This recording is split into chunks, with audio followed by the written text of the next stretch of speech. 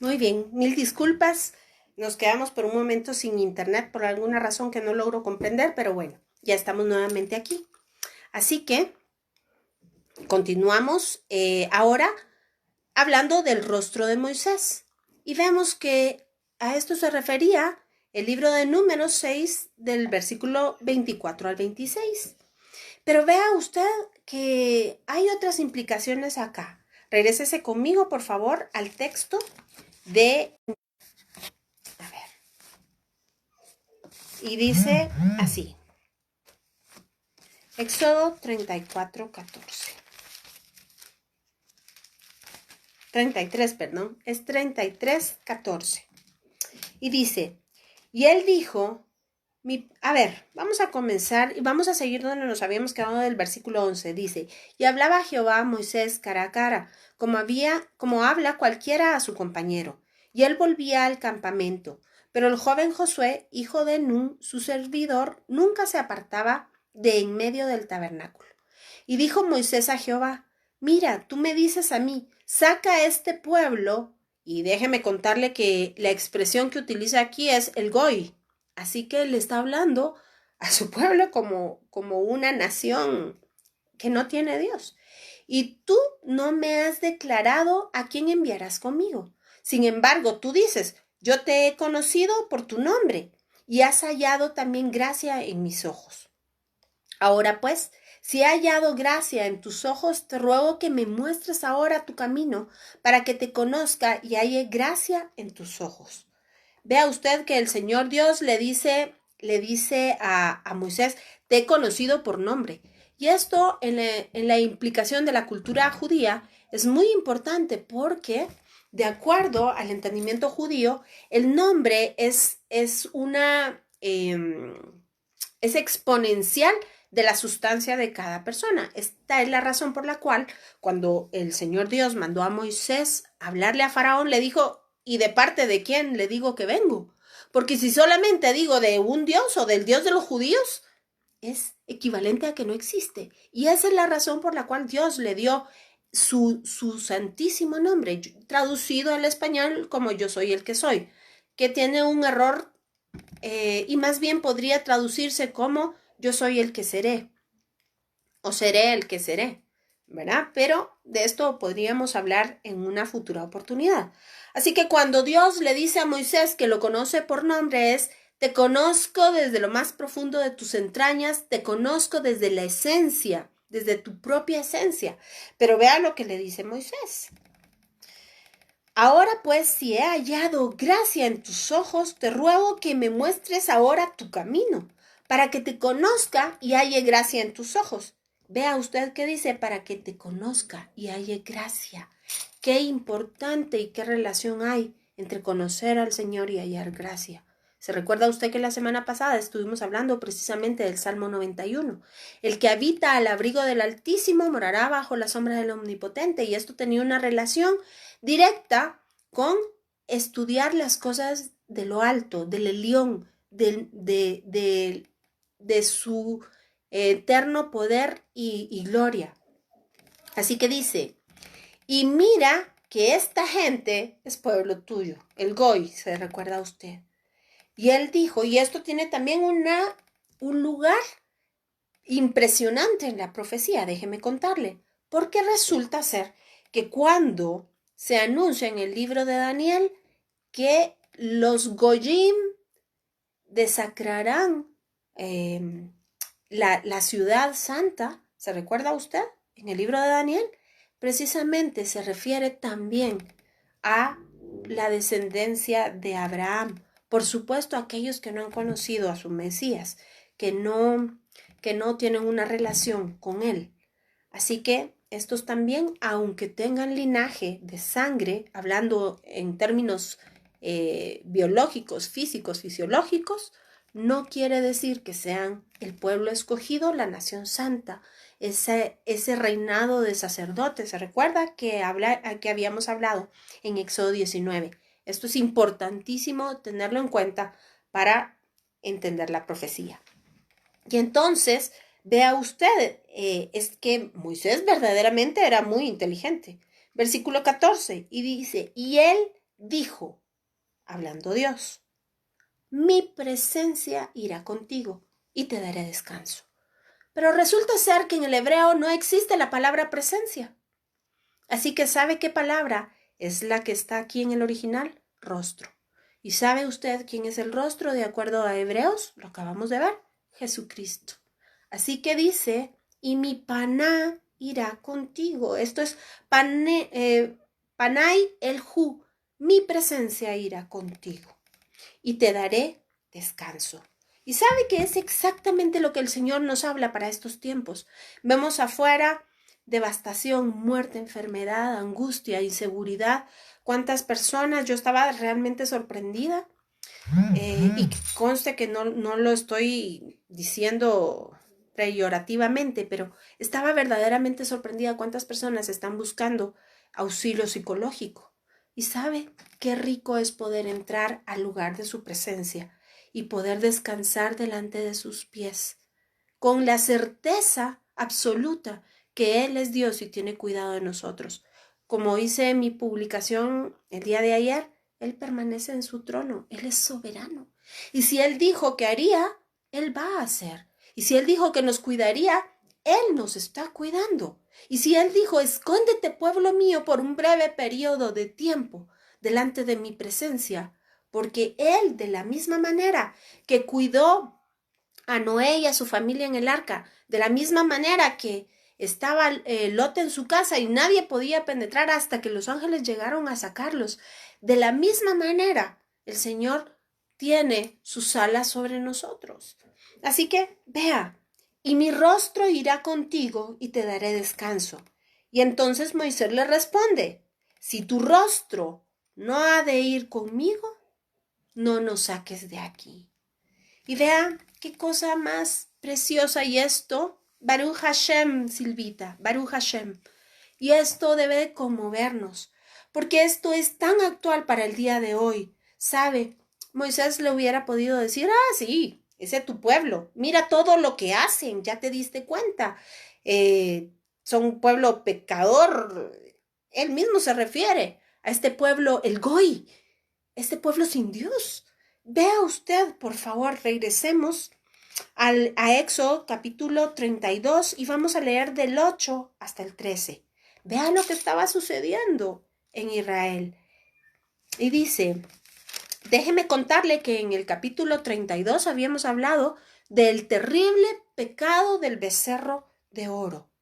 Y acuérdese usted que en ese momento Moisés estaba recibiendo las tablas.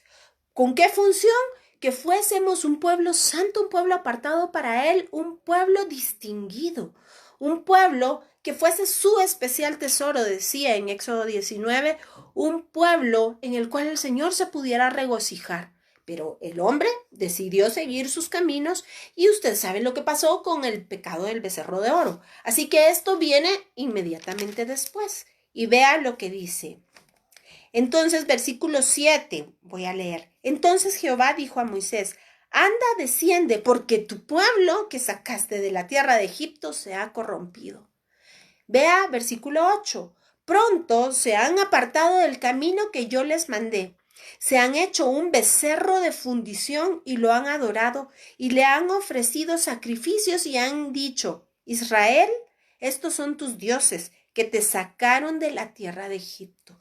Y yo, en mi escasa humanidad, en mi pequeñez, puedo pensar el dolor que Dios debe de haber experimentado al oír esto. Porque claramente el Señor dice que lo sacó con mano poderosa. Y usted sabe que la figura de la diestra de Hashem es Jesucristo también. Él es esa diestra de poder. Así que las 10 plagas fueron en contra de esas potestades, de esas deidades de Egipto. Y vean lo que dice Israel. Israel, estos son tus dioses que te sacaron de la tierra de Egipto. ¿Se imagina qué dolor para el corazón de Dios? Y es por eso que en el capítulo 33 que acabamos de leer se da la conversación entre Moisés y Dios. Vea, versículo 9. Dijo más Jehová a Moisés, yo he visto a este pueblo, que por cierto es pueblo de dura cerviz. ¿Y sabe qué quiere decir esto? Esta es la cerviz. Dura cerviz quiere decir que son incapaces de ver para arriba. Es decir, solo ven lo natural. No ven al Dios que los sacó de la tierra de Egipto. Así que, versículo 10. Ahora pues, déjame que se encienda mi ira en ellos y los consuma. Y esto me toca el corazón porque qué rico sería decir, sí, Señor, que se encienda tu ira sobre todos nuestros enemigos. Y sabes, se acabaría rapidito todo esto. Pero vea la respuesta de Moisés. Y dice, versículo 11, entonces Moisés oró en presencia de Jehová su Dios y dijo, oh Jehová, ¿por qué se encenderá tu furor contra tu pueblo que tú sacaste de la tierra de Egipto con gran poder y con mano fuerte? ¿Por qué han de hablar los egipcios diciendo, para mal los sacó, para matarlos en los montes y para raerlos de sobre la faz de la tierra? Vuélvete del ardor de tu ira y arrepiéntete de este mal. Por supuesto, y déjeme aclararle, en el original hebreo no dice arrepiéntete, solo es haz memoria. Dios no se arrepiente. Contra tu pueblo, versículo 13, acuérdate de Abraham, de Isaac y de Israel, tus siervos, a los cuales has jurado por ti mismo, y les has dicho, yo multiplicaré vuestra descendencia como las estrellas del cielo, y daré a vuestra descendencia toda esta tierra de que he hablado, y la tomarán por heredad para siempre. Así que dice adelante con una mala traducción, entonces Jehová se arrepintió, Jehová se recordó de su pacto, del mal que dijo que había de hacer a su pueblo. Y volvió Moisés y descendió. Vea usted, Dios le dice a Moisés que haría una nación grande de él. Pero ¿sabe qué le dice Moisés? No, Señor, recuérdate del pacto que tú tienes con esta gente. Acuérdate que tú mismo juraste por ti, por tu nombre. Haz memoria y trae misericordia sobre este pueblo. No les hagas conforme merecen, sino hazles bien porque tú eres un Dios justo. ¿Sabe? Esta debiese ser nuestra actitud precisamente en estos tiempos. Sabemos que mucha es la llamada iglesia, pero verdaderamente pequeño es el remanente. ¿Cuál debiese ser nuestra actitud frente a todo esto? Pues debiese ser eso, clamar por ellos, clamar por las naciones, clamar por el arrepentimiento y descender con el rostro iluminado de la gloria de Jehová. ¿Sabe? Esto era una prefiguración. Y dice acá que cuando Moisés descendía, los hijos de Israel temían ver el fulgor de su rostro, ver los rayos, el querem de su rostro. Y entonces Moisés les transmitía el mensaje que Dios le había dado y luego se cubría el rostro, porque poco a poco la luz iba pasando. Y esto porque era una manera de anunciar lo que vamos a ver en un momento en Corintios. Y vamos a aprovechar para aclarar un par de versículos que están con una traducción verdaderamente atroz. Pero sabe, esto era un anuncio que la verdadera salvación solo estaba prefigurada en el shekel, en todos los instrumentos del santuario, e incluso en el sistema levítico. Todo era una mera prefiguración, pero pronto vendría el Consolador a darnos salvación por medio de su muerte en la cruz. Así que véngase conmigo ahora a 2 Corintios 3:4. Y sé que les sorprenderá lo que vamos a encontrar acá. 2 Corintios 3:4. Y dice así. Vea usted que en Reina Valera el texto tiene como tema ministros del nuevo pacto. Vea usted, ministros del nuevo pacto. ¿A qué se refiere esto? El llamado es el mismo, ser reyes y sacerdotes. Y sabe, Apocalipsis cierra así también. Así que vamos al versículo 4. Y dice, y tal confianza tenemos mediante Cristo para con nosotros. Vamos a ver. No que seamos competentes por nosotros mismos, para pensar algo como de nosotros mismos, sino que nuestra competencia proviene de Dios. ¿Sabe? Se refiere precisamente, Pablo está dando una explicación a lo que sucedía en Éxodo 30, cuando el Señor levantaba el rostro a su pueblo para que pudiese construir el tabernáculo y para que pudiese servir en el santuario. Es precisamente esta la explicación en lo que nosotros llamamos el Nuevo Testamento.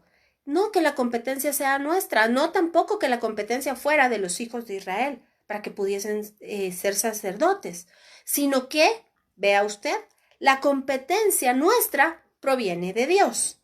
Y vea usted, versículo 6, el cual asimismo nos hizo ministros competentes de un nuevo pacto. No de la letra, sino del espíritu. Y vea aquí, esto es atroz, porque la letra mata, mas el espíritu vivifica. Y vamos a ver hoy a qué se refiere esto. Pero para entender qué es el nuevo pacto, véngase conmigo, por favor, a Hebreos. Por si no se ha dado cuenta, el libro de Hebreos es uno de mis favoritos, y no digo que mi favorito. Así que vea usted Hebreos 10 y vamos a comenzar leyendo, por favor, versículo 16, y dice, ponga mucha atención, estamos en el Nuevo Testamento, en la carta a los Hebreos, y dice así, y versículo 16, este es el pacto que haré con ellos después de aquellos días, dice el Señor, pondré mis leyes en sus corazones y en sus mentes las escribiré, y añade, y nunca más me acordaré de sus pecados y transgresiones. Entonces, hay un problema serio con esta escritura. Si la letra mata, ¿cómo es posible que Dios haga un pacto de muerte? Es que no es posible ni en el Antiguo Testamento y mucho menos en el Nuevo. Porque yo recuerdo que Jesucristo dijo, esta es la sangre, esta es mi sangre derramada por ustedes, la sangre del nuevo pacto. Así que no puede Dios, se estaría contradiciendo a sí mismo, establecer un pacto con su pueblo que lo va a llevar a la muerte. Entonces, ¿a qué se refiere esto? Bueno, empecemos por el principio. Cuando habla aquí de competencia, se está refiriendo a un oficio o un encargo que le da a su pueblo, que no proviene de sí, sino que es dado por medio de los dones del Espíritu Santo. ¿Pero por medio de qué? De los dones del Espíritu Santo, es la capacidad que pone en nosotros para que podamos alzar nuestro rostro y ser iluminados y poder entonces ser efectivos en el reino. Así que vea usted que habla exactamente igual que en los términos del Antiguo Testamento, pero dice que somos ministros de ese nuevo pacto. Y vamos a ver nuevamente el versículo 6, el cual asimismo nos hizo ministros competentes de un nuevo pacto, no de la letra, porque mata. Y esto es muy serio cuando se traduce aquí. Déjeme contarle que del hebreo no dice que mata. Hay dos maneras de poder darle explicación, porque como usted sabe, está escrito en griego y del griego debemos de trasladarlo al hebreo. Así que, a ver, déjeme. La letra no es una de las maneras de las cuales podemos nosotros interpretar adecuadamente del hebreo es que la letra no es suficiente. La letra solamente nos acerca a Dios, pero había que brillar, y vamos a poner este término, había que brillar como Moisés. Esa era la evidencia de una vida transformada, de una vida cambiada. Así que no es lo mismo recibir nada más la luz que brillar. Por supuesto, con la luz del Señor, brillar, mostrar la gloria del Señor. Y aquí habla precisamente de eso, que la letra solamente nos acerca, pero es necesario que venga el Espíritu que lo vivifica para entonces poder brillar con ese kerem, con esos rayos de luz que por supuesto provienen del Señor, no de nosotros, porque la competencia no es cierta. Así que dice que este es el pacto que este es el nuevo pacto en estos postreros días. La letra nos acerca, pero era necesario que viniera el poder de Dios, es decir, del Espíritu Santo. La palabra que se utiliza en griego aquí es apotkini, y esto quiere decir matar. Pero ahora vamos a hacer otro tipo de traducción del hebreo, y esta a partir de la Septuaginta. Y dice, la Septuaginta lo ha traducido del hebreo pagá, y esto es, pues como le decía, poner en contacto, y podemos buscar esta palabra en el Antiguo Testamento en el Génesis capítulo 23, 8. Esto se refiere cuando Abraham está buscando un lugar donde sepultar a Sara y le dice que por favor lo pongan en contacto con el dueño de la tierra. No se traduce como muerte. Vamos a Génesis 23.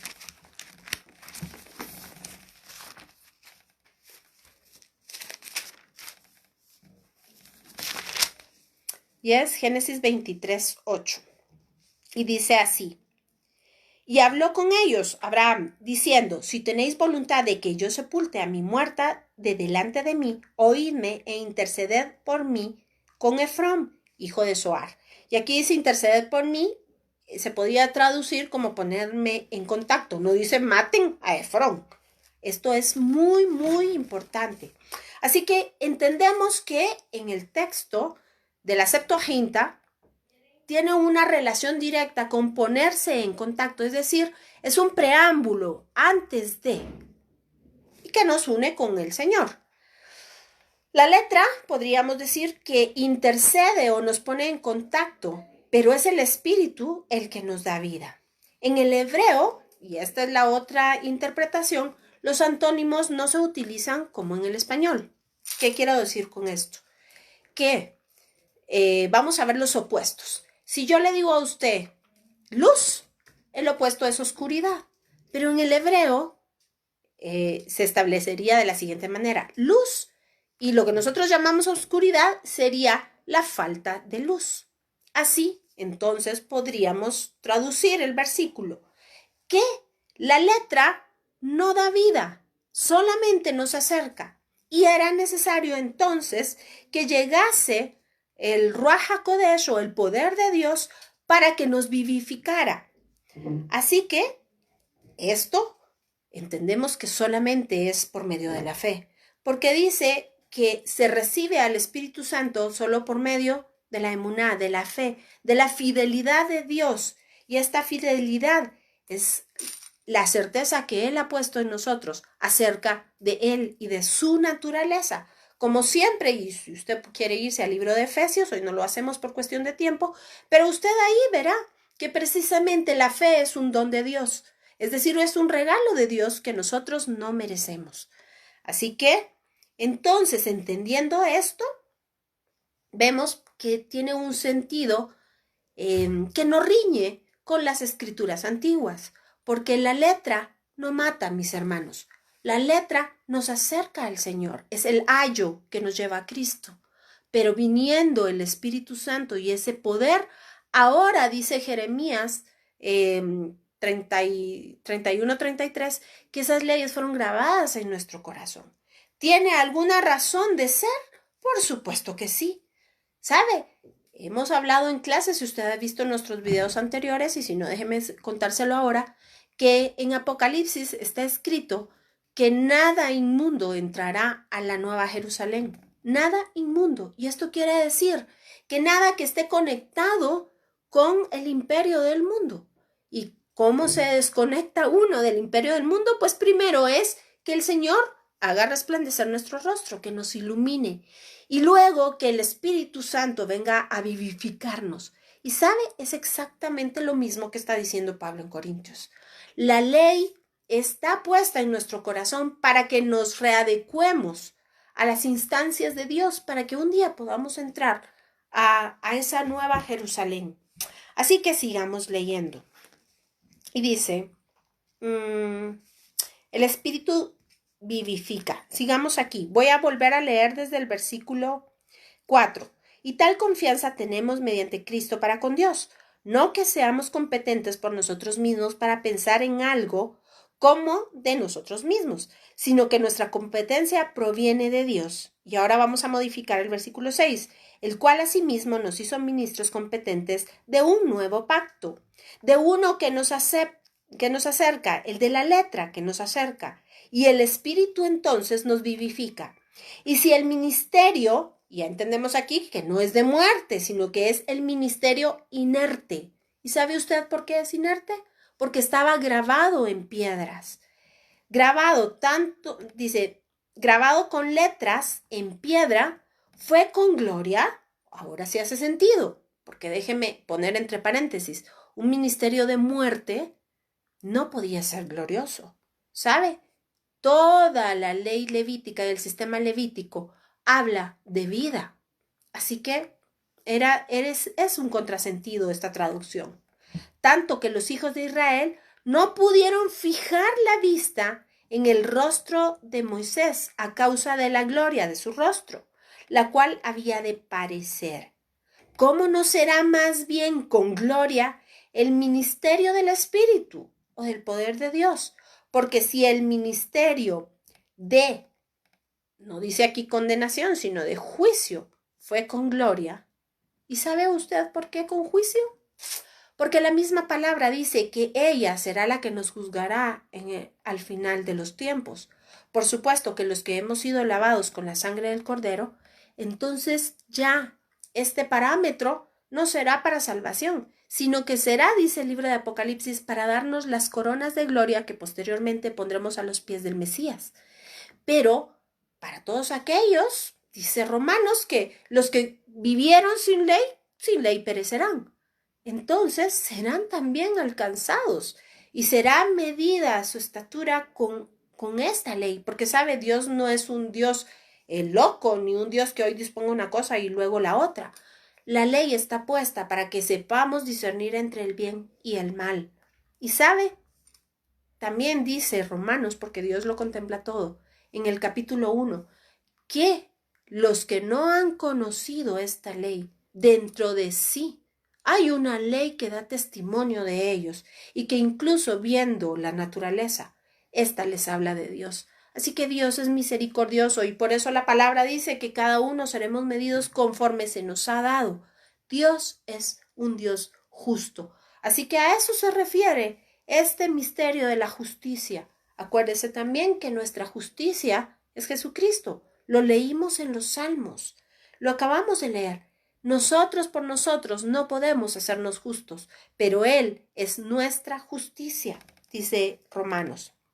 Así que repito, versículo 9, porque si el ministerio de juicio fue con gloria, mucho más abundará en gloria el ministerio de justificación. ¿Se da cuenta?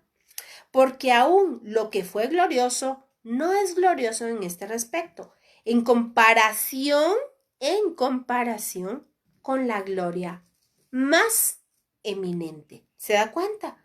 Porque si lo que perece tuvo gloria, mucho más glorioso será lo que permanece. Y a esto se refiere al rostro de Moisés tapado, porque estaba anunciando que eso se iba a acabar, pero vendría el Espíritu vivificador.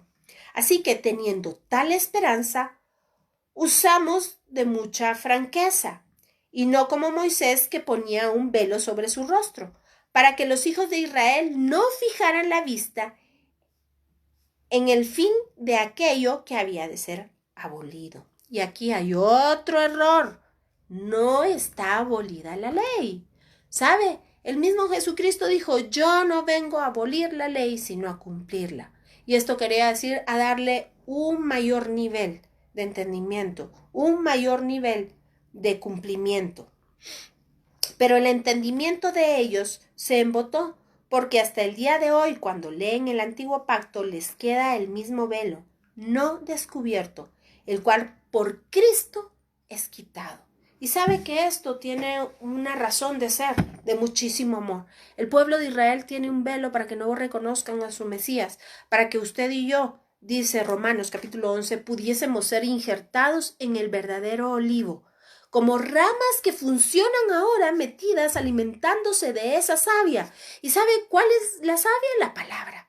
Porque Jesús mismo dijo, lejos de mí nada podéis hacer. Yo soy la vid, vosotros son los pámpanos. Si los pámpanos se caen a tierra, perecen. Pero si nosotros estamos injertados con la buena savia, entonces podemos permanecer.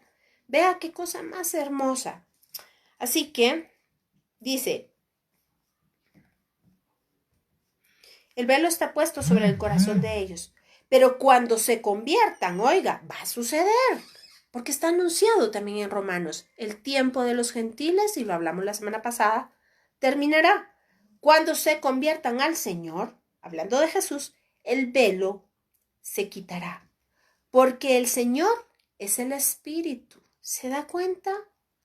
Dios es uno solo. Jesucristo es Dios. Y no hay tres. Es uno solo. Porque el Señor es el Espíritu. Y donde está el Espíritu del Señor, ahí hay libertad. ¿Y se recuerda usted que hablábamos acerca del hebraísmo que representaba que nos fuera levantada la cabeza? Hablaba de libertad. Pues ve, Pablo está explicando Éxodo 30. Por tanto, nosotros todos, vea lo que dice aquí. Por tanto, todos nosotros, mirando a cara descubierta, como en un espejo, la gloria del Señor, somos transformados de gloria en gloria, en la misma imagen como por el Espíritu del Señor. Vea, es que la palabra no se contradice. La palabra es una sola y ella habla de salvación, habla de Jesucristo. Así que vea lo que sigue en el capítulo 4. Por lo cual, teniendo nosotros este ministerio, según la misericordia que hemos recibido, no desmayamos. Antes bien, renunciamos al oculto y vergonzoso, no andando con astucias ni adulterando la palabra de Dios. Vea usted qué cosa tan seria. Sino por la manifestación de la verdad, recomendándonos a toda conciencia humana delante de Dios. Vea usted, nada pelea una cosa con la otra. Pero si nuestro evangelio está aún encubierto, entre los que se pierden está encubierto, en los cuales el Dios de este siglo cegó el entendimiento de los incrédulos para que no les resplandezca la luz del evangelio de la gloria de Cristo, el cual es la imagen de Dios. Me parece que más claro, mi hermano, no puede estar. Es evidente todo lo que hemos ido platicando a lo largo de este tiempo. Versículo 5. Porque no nos predicamos a nosotros mismos, ojo, sino a Jesucristo como Señor y a nosotros como vuestros siervos por amor de Jesús. Porque Dios que mandó que de las tinieblas resplandeciese la luz, es el que resplandeció en nuestros corazones para iluminación del conocimiento de la gloria de Dios en la faz, es decir, en el rostro de Jesucristo. Dígame si esto no es verdaderamente hermoso. Así que déjeme contarle que el apóstol Pablo lo que hace es explicarnos todo el Antiguo Testamento. Por supuesto, si Pablo se alimentó, creció en la palabra, y seguramente debe de haberse aprendido, pienso, hasta letra por letra, porque fue discípulo de Gamaliel. Y cuando Pablo nos da su currículum, nos damos cuenta que, bueno, esto excede a nuestro entendimiento y a nuestro conocimiento. Y es ahí cuando el poder de Dios, el Espíritu de Dios, le muestra todas estas verdades. Dese cuenta que Pablo no se está inventando absolutamente nada. Solamente está trayendo a colación lo que se había dicho y lo que se practicaba en el Antiguo Testamento. Esto es el nuevo pacto en Jesucristo. Por eso es que el libro de Hebreos comienza precisamente la carta a los Hebreos en el capítulo 1, versículo 1, que habiendo Dios hablado muchas veces de muchas maneras a nuestros padres por los profetas en otro tiempo, ahora nos habla en Jesucristo, quien es el resplandor de la gloria de Dios y la imagen misma de su sustancia, quien sustenta todas las cosas con la palabra de su poder, porque sabe, Jesús es Dios, Jesús es el Espíritu, lo acabamos de leer, Jesús es la fuente de donde proviene toda la vida y nuestra salvación. Y sabe, el Evangelio debe ser ese evangelio no adulterado, dice aquí la palabra, que en nosotros debe brillar ese evangelio para poder contagiar a nuestros hermanos, aquellos que se pierden, dice la palabra, porque entre los que se pierden el evangelio aún permanece cubierto. Pero entre nosotros que por misericordia se nos ha quitado el velo, de la misma manera que levantaba Dios el rostro de aquellos para que sirviesen en el tabernáculo, hoy hemos sido hechos un reino de sacerdotes, nación santa, pueblo escogido, apartado para el Señor, que el Señor bien llama tesoro mío. Eso eres tú, a eso hemos sido llamados. Así que vea usted que en nada difiere las escrituras que nosotros llamamos como Nuevo Testamento del Antiguo Testamento. Es exactamente lo mismo y son errores de traducción que podemos ver. Yo lo exhorto a que usted, terminando este tiempo, pueda buscar en la Biblia interlineal estos textos y se va a dar cuenta de lo que le estoy contando. Es importante que no me crea todo lo que le estoy diciendo. Haga como los de Berea y busque usted mismo.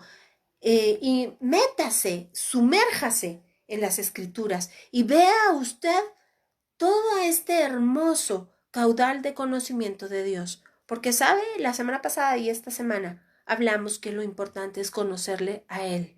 Y Él ha dejado todo esto para que nosotros verdaderamente podamos tener una relación personal. Ahora acompáñenme por favor a Apocalipsis. Y véngase al libro de Apocalipsis en el capítulo 21. Y vea usted, versículo 22.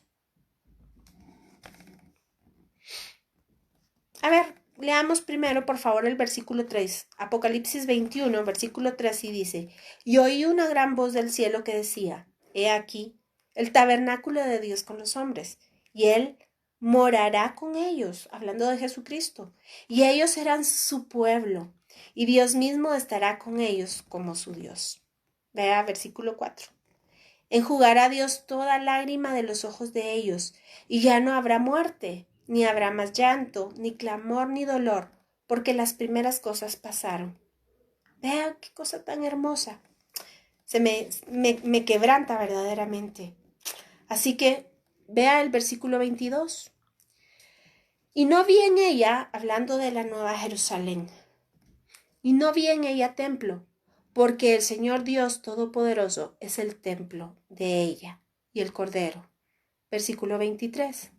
La ciudad no tiene necesidad de sol ni de luna que brillen en ella, porque la gloria de Dios la ilumina. Y el Cordero es su lumbrera. Y vea, versículo 24.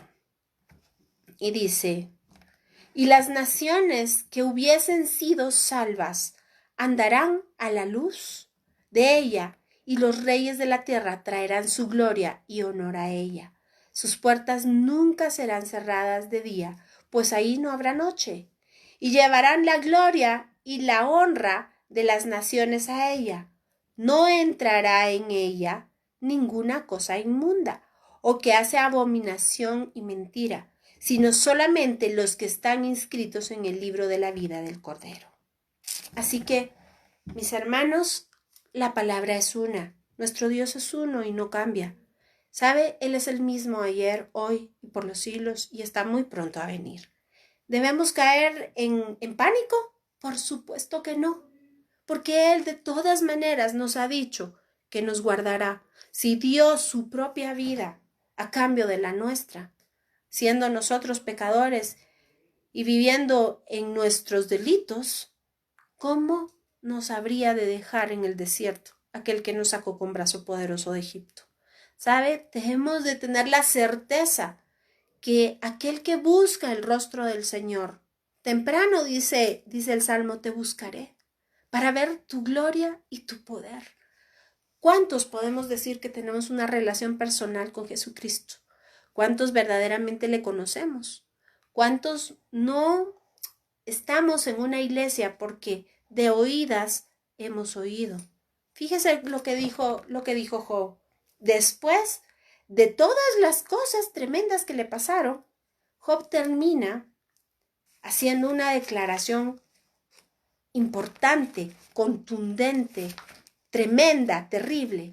Y dice, de oídas te había oído, mas ahora mis ojos te ven.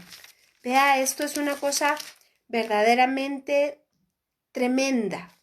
Y dice, si usted quiere buscarlo, está en Job, capítulo 42, versículo 3, en la segunda parte. Y dice así, por tanto, dice Job, yo hablaba lo que no entendía, cosas demasiado maravillosas para mí que yo no comprendía.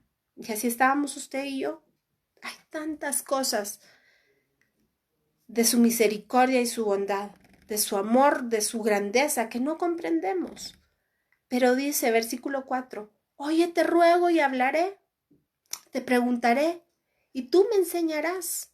De oídas te había oído, mas ahora mis ojos te ven.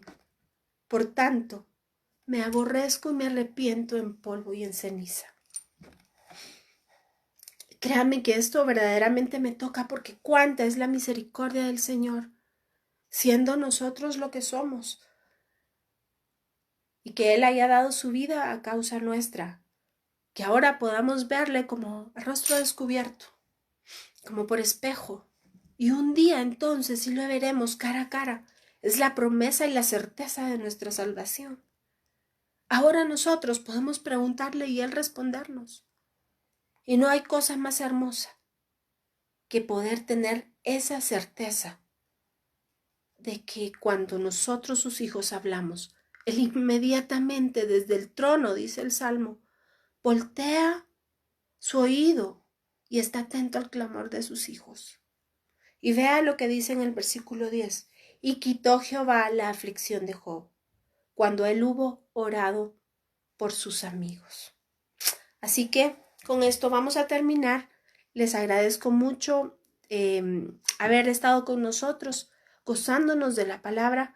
Bienvenida también a nuestros hermanos que más tarde se estarán conectando. Gracias por todos sus comentarios y mensajes, son bienvenidos. Cualquier duda, por favor, háganmelo saber. Estamos para servirles y pues si el Señor nos permite, seguiremos la próxima semana, misma hora, mismo canal, mismo todo, por aquí, mientras estemos encerraditos todos en nuestra casa.